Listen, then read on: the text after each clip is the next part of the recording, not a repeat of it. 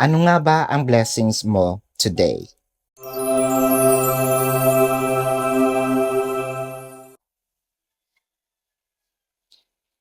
This is for Taurus, Virgo, Aquarius, Leo, and Scorpio.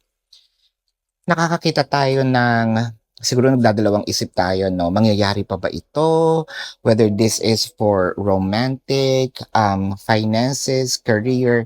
Siyempre meron tayong mga hiningi and expect, pinagdasal, winish, no? Sa Diyos, sa guardian angel mo, sa higher self, no? Kung saan man ang religion mo. We're not talking about religion, kung saan ka naniniwala. Ngayon, alam mo kung paano, alam mo mangyayari ito, no? Someday, one day. Pero medyo humaba yung pag-aantay natin eh. Especially when it comes to finances. Nakikita natin dito itong araw na ito, magkakaroon tayo ng parang downloads from the universe, or it can be an opportunity that the universe is going to send us, no, the right person for us to achieve this. Lalo na kung love. Kasi kung love ito, parang kung sino yung nanakit sa'yo, siya din yung gagamot, no, ng puso mo.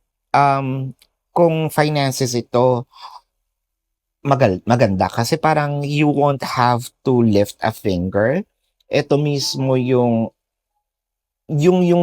abundance mismo ang lalapit sa iyo. Yung abundance mismo ang kumbaga this will just land on your lap. And you're gonna be surprised. Sandali, ang tagal kong inantay to. No, buti na lang gumising ako ng maaga. Buti na lang hindi ako nagpakatamad-tamad ngayon. No, buti na lang lumabas din ako.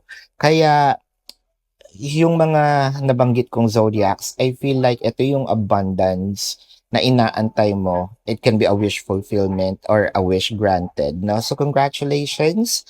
And this is your blessings for today. My name is Daphne, but spirit calls me back.